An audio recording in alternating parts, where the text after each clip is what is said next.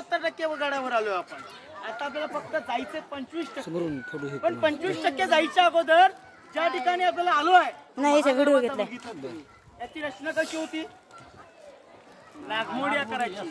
म्हणजे नागमोडी आकाराची रचना देण्याचं कारण काय असायचं? कारण शत्रू दरवाजा तोडण्यासाठी हत्तीचा आणि ओंडक्याचा वापर करायचा. इतक्या उंचावर हत्ती येईल का? ओंडका आणला, ओंडक्याने दरवाजा तोडायचा ना, तर महत्वाची गोष्ट म्हणजे प्रेशर लांबून येऊन पळत येऊन. आणि जर याचा अंतर काढलं तर मधलं अंतर 16 ते 17 फुटाचं आहे. ओंडक्याची लांबी 25 ते 30 फुटाची असायची.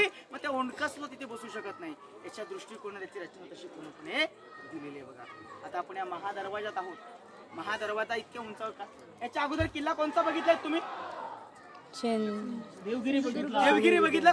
प्रत्येक किल्ल्याला एक मेन गेट असतो. प्रत्येक किल्ल्याला एक मेन गेट असतो की नाही? मग त्या मेन गेटापर्यंत पोहोचण्यासाठी 10 ते 15 मिनिटं लागतात. बरोबर की नाही? पाहिजे बसणार. मग या रायगडाच्या मेन गेटला मेन गेट वरती पोहोचण्या इतका एवढा वेळ का लागला? जवळजवळ तुम्ही 2 तास चालताय. 9:40 ला आपण सुरुवात केली होती. 11:30 पावणे 12 पर्यंत इथे पोहोचलो. थकवा येतो.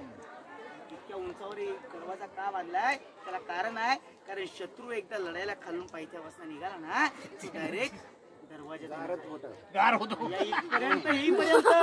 इथपर्यंत येईपर्यंत त्याच्याकडे शक्ती उरणार नाही. म्हणजे इतिहास काय सांगतोय? गनिमी कावा काय सांगतोय? शत्रूला पहिला दमवा आणि मग लढायला वापरा. पण कमी वार नाही याच्या दृष्टिकोनाने त्या ठिकाणी जरी 5000 शत्रू आले ना, तरी 500 मावळे या ठिकाणी बसून आरामात कापतील. इतकी ताकद या दरवाजात. ते बसून राहिलेले असतात. वरतून होल पाहिलेत ना तुम्ही?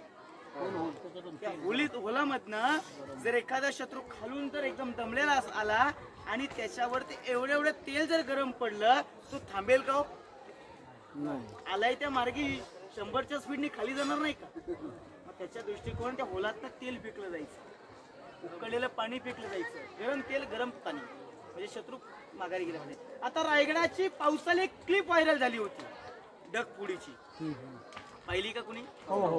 पूर्ण पाणी या दरवाजातनं बाहेर जात होतं की नाही? पण एवढा मोठा डोंगरच आहे ना, या पूर्ण डोंगराचं पाणी अनेक बाजून जाऊ शकतं, पलीकडच्या साईडने जाईल, पण या दरवाजातच का जातं? तर त्या गनिमी कावा आहे त्या दरवाजात. बाहुबली बघितलाय की नाही?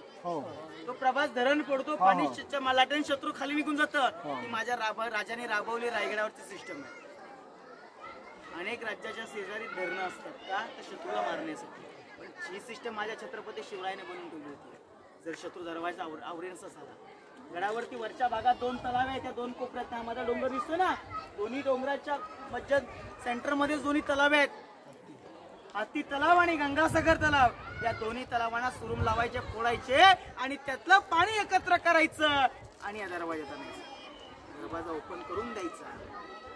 शत्रूच्या लाटेन, पाण्याच्या लाटेन शत्रू गडाच्या खाली येऊन दरवाजा लाकडी दरवाजा, त्याला किल्ले होते की नाही?